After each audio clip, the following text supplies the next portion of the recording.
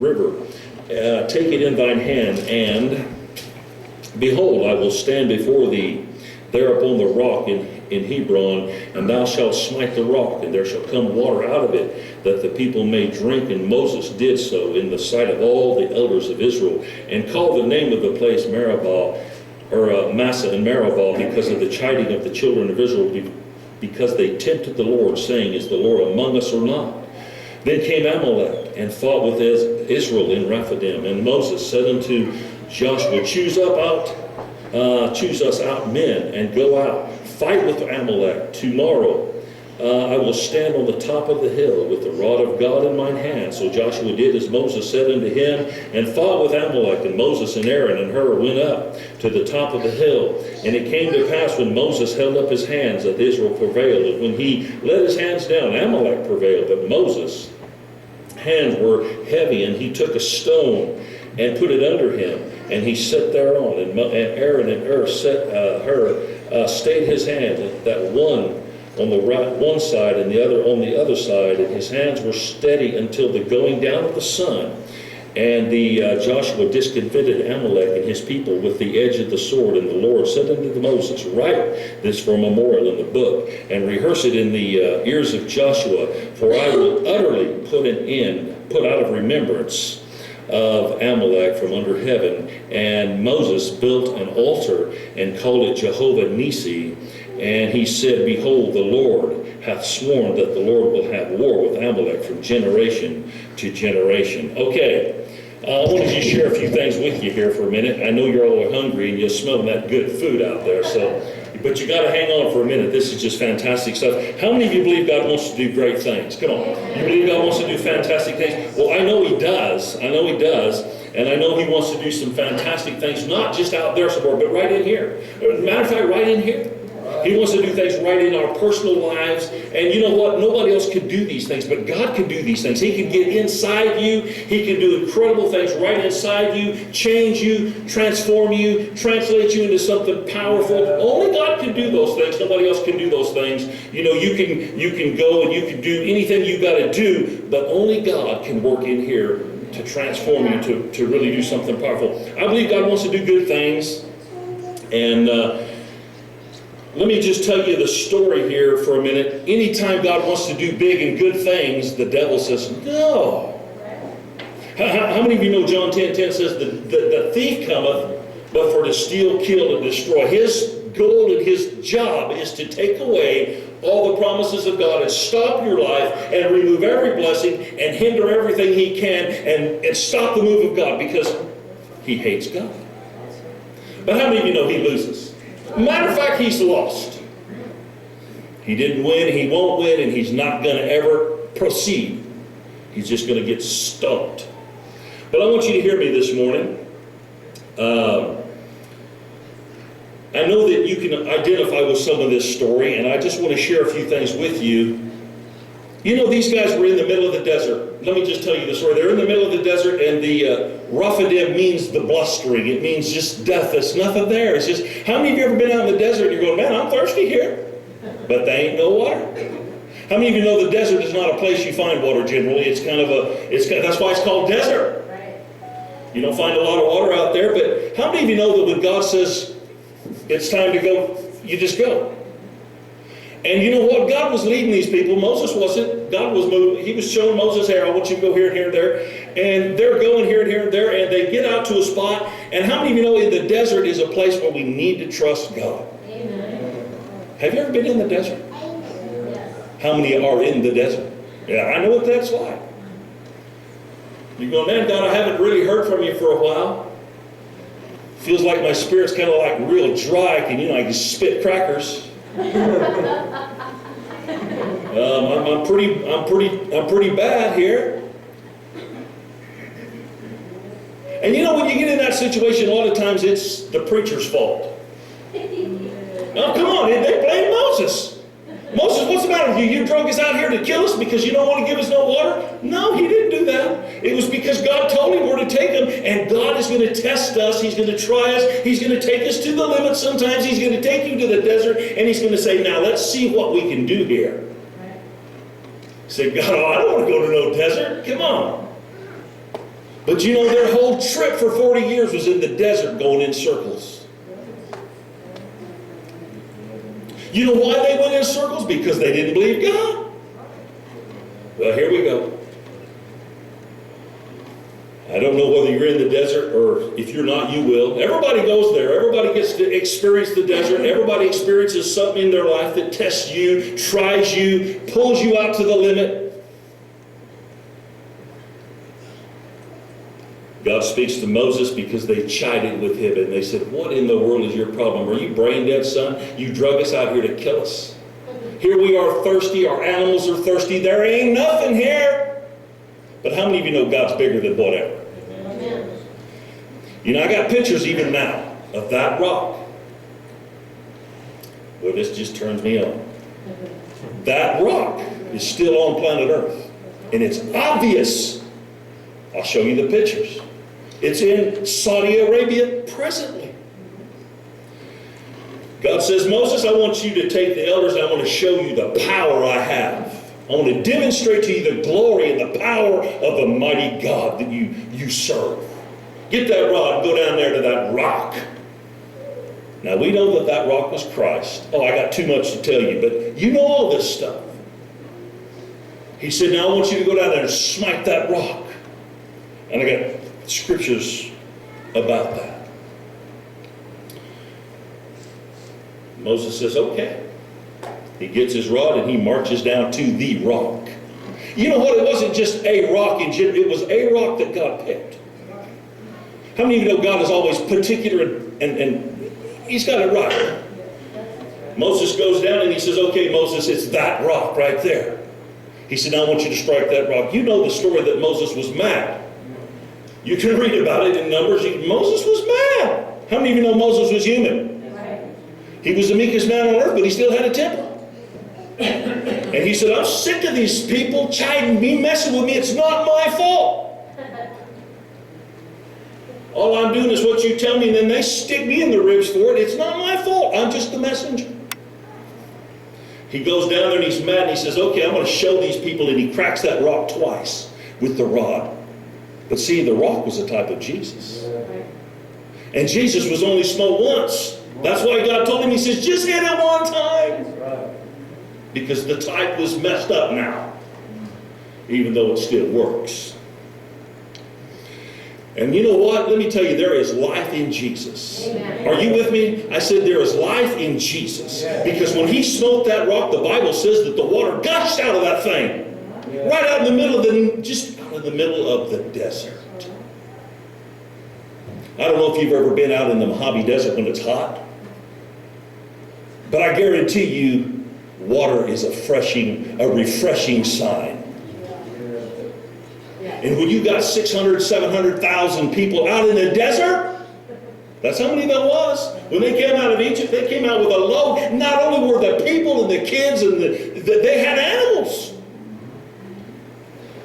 And you know, somebody pictures a little stream of water coming out of that rock, just dribbling down there, running out there. No, it couldn't be that way because there was too many thousands of mouths that had to have a drink. Now let me tell you something. When he hit that rock, the water gushed. It was like a mighty geyser of a river that come pouring out of that thing. 1 minute, it's bone dry.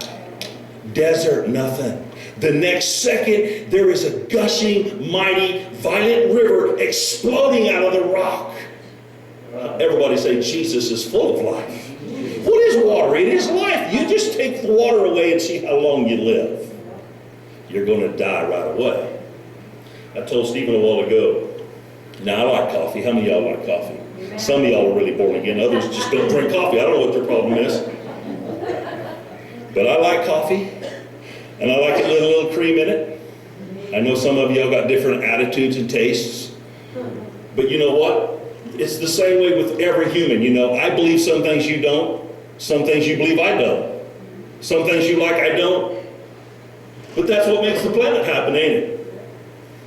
I mean, just think if everybody didn't like coffee, it'd go out of business. But there's enough of us. I told somebody a while ago, I said, man, a lot of people in America drink coffee. I told Duke that. But let me tell you why I said that. I was drinking coffee this morning and I enjoyed it. It was good. But there came a point I said, Stephen, I'm sick of coffee. I want some water. You ever done that? Somebody says, no, I just would rather have coffee. You need to get saved. You need some water in your life.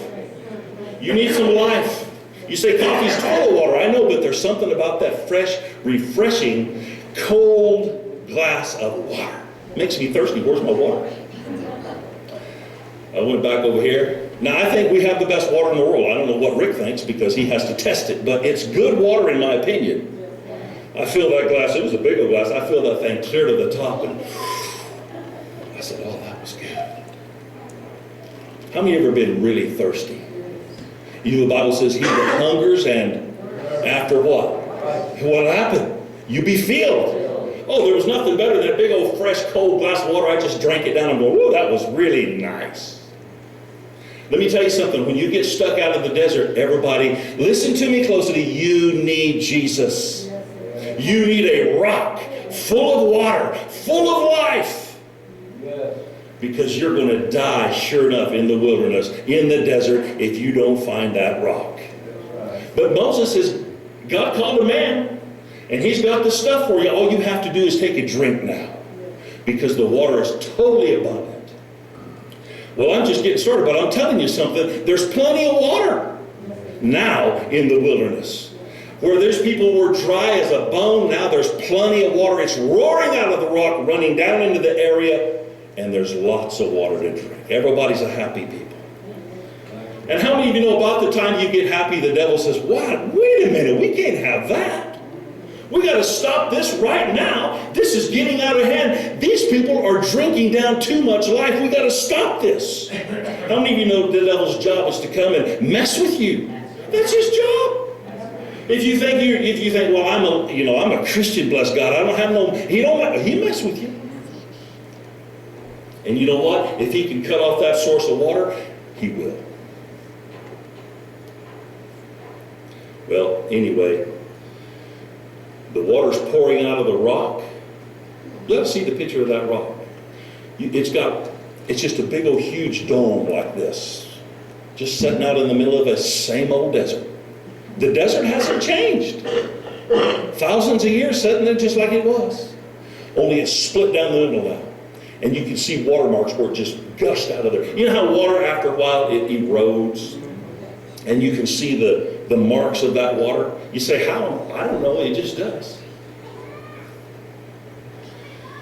There ain't no water there right now. But it's obvious there was. And it wasn't just some little trickle. It was a gushing river coming out of that thing. Well, now they got water. See, how many of you know that in this church, when the water starts to really, the power and the life and the glory of God begins to flow, the devil's going, hey, whoa, we can't have that. We got to go mess with them. Everybody say mess with them. Yeah, we're going to go mess with them. And you know what he'll do? He'll strike a little feud between Russ and I.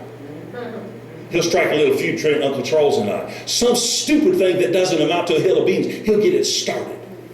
You know what you got to do? You got to say, I'm not taking nothing personal. Forget it. It ain't worth even considering. Are you with me? I'm telling you, he'll start something that is, that don't amount to really, it's not worth even arguing about. It's just some stupid thing that, church is split over stupid things that really don't amount to nothing. That didn't have to amount to nothing. If people could learn to forgive and forget and go on and let it go, we wouldn't have problems. But no, sir. How many of you know sometimes your brain can drive you to do things that are insane? Have you ever had something pop in your brain and say, well, you know what? Aunt Helen, she acted a little different today. I think she's got an issue with me. Come on, it goes from there and it starts something in you. Aunt Helen had nothing to do with it. It's a demon that come and lied to you and you swallowed it. You might think, well, Aunt Helen is a little different. That's your problem. That's not mine. I'm just kidding Aunt Helen over here, see. No, I'm just trying to tell you that that's the devil's way. He'd creep in. Everybody say he's a creep. He'd creep in there. Everybody knows that, You need home protection. How many of you know you need home protection? It's called 44 Magnum. Power of the blood, right? When that creep comes in, you just hear it back, boom, and you crack it. Right? Okay. Everybody's refreshed and say, oh man, that was good water. But now we got a problem. How many of you know who the problem is? It's called Amalek. Yeah. You know who he is? Well, he's a descendant of Esau. Who is Esau? Well, he's the devil. He sold his birthright. He's a vagabond.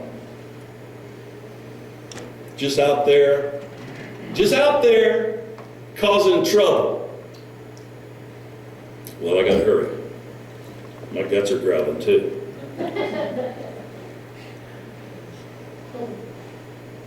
Here comes Amalek. The Bible says immediately after the water, here comes Amalek. I haven't even got to my worship message yet. I ain't even got over there that far, but here comes Amalek. Who's Amalek? Well, I just told you, but Amalek is a type of the guy you look at in the mirror. Your flesh. Everybody say my flesh. How many of you know your flesh? Your flesh, that is not this stuff necessarily. It's that way you think, the carnal nature. Everybody say carnal nature. It is enmity against God. It's an enemy of God because it's opposed to God. It does everything that says, God says this and my flesh says, no, that's not right. I should get political, huh? No? Okay, I won't get political. We'll leave the political stuff alone today. But why do you think people, I look at them and say, you're insane. You think like a crazy man. And they do. It's because they're enemies of God. Let me explain to you something. If you've never came out of darkness, you can't see. And I got out of my truck the other day and it was just dark, dark, dark. I'm looking for my little flashlight. I'm saying, I can't even find that. But isn't it amazing? I finally found it, clicked it on. I'm going, oh man, that made a huge difference. Just a little tiny flashlight. And it's really dark outside. And I'm going, man, I can see eyes out there a long ways. You don't realize the greatness and the joy of being able to see. There's so many people out there that are in darkness because they've never been born again. See, the Bible says when you get, everybody say born again. Born again. Say, well, what happens? Well, you get born again, you come out of what? Darkness, blindness, if you will. Stupidity, ignorance, and you come into his what? Marvelous light. And all of a sudden the light goes off and you go, oh man, I can see. I could go into that for an hour, but I won't. I just want you to know something this morning, that Amalek is coming, and he's here. You know who my biggest war is with? Yeah, it's me. You know who my own worst enemy is? It's me. You know, you've heard that story about the black dog and the white dog. Two dogs on the inside of you fighting, the white dog and the black dog. Obviously, the white dog is good and the black dog is devils. How many of you know within you there is both black and white dogs? It's just, you need to starve one dog and feed the other dog, right? How many of you know a starving dog, he don't put up much fight? And I don't know, maybe you think you got two little chihuahuas in there. I don't know. But my attitude is this: your spiritual dog should be a pit bull, and your black dog, it should be one of them Mexican wireless or hairless ugly creeps, where that bulldog eat him. How many of you know that every morning you need to get up and eat dog? Spiritually, I'm talking about. Okay.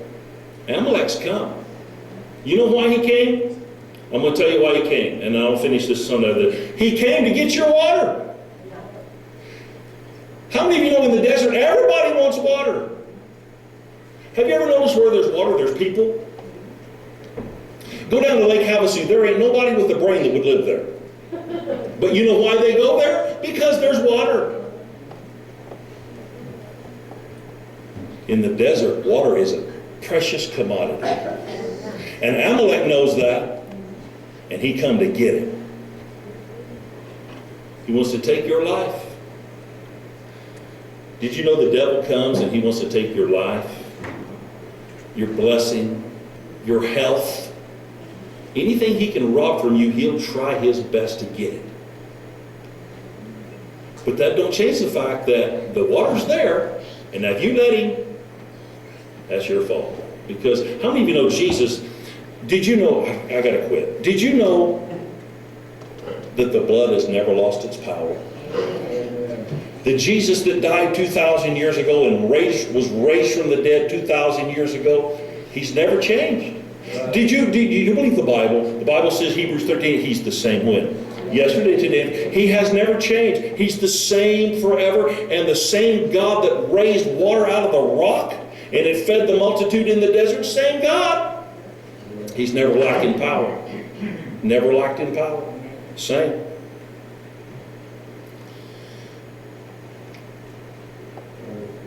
Where I wanted to take you this morning was how they won the battle. But I didn't get there yet. Because there was an art to the way they won the battle. Let me just give you a little short piece. Did you know that Moses sat on a rock? Yeah. You know what? There's too much here. Did you know he sat on a rock and he had both hands up? That's a pretty good picture, ain't it? How many of you know we need to sit on the rock and keep our hands up? Well, some of you hear me, some of you saying, well, I don't even get it at all. But there's so much in there that you need to hear. There was a couple of guys on both sides, wasn't there? Boy, they're important too. How many of you know that God's given us all the tools to crack that old boy? Amalek, that is. Right? And Amalek can be anything. I mean, it could be your flesh, but it could be a circumstance. It could be this or that or that. But God's given us the tools. Let me just tell you what the tools are. Keep your hands up. Amen. Come on. Keep your hands up. And stay on the rock. That's too deep, ain't it? Let me say it one more time so maybe you can hear me. I said keep your hand. What is this position right here? If I pull a gun on you, Russ, surrender. Yeah. My hope is in you, Jesus. My hope is in you. My life is in you. I'm totally dependent on you now. I'm just sitting on the rock waiting on you. Oh, there's too much to say here because Connie's talking about this, the Acts 16, you know. She's talking about, she starts praying for me. She's using all my scriptures. How many of you know in Jehoshaphat's day, he didn't even fight? The enemy killed themselves. Amen. Why? Because he said, let's praise the beauty of holiness. Oh, isn't that awesome? Paul says at midnight, he says, come on, Silas, let's just sing a song or two and worship God. They're only bleeding and been beat, that's all. What God did, he came in a whirlwind and he shook that jail out.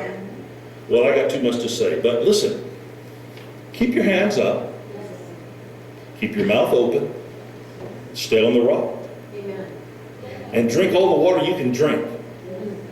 Okay? Because Jesus has not changed. Tell your neighbor, say, you must be born again. Yeah, that's right. You must be born again. There ain't no other alternative. You know, you can be a lot of things, but you must be born again.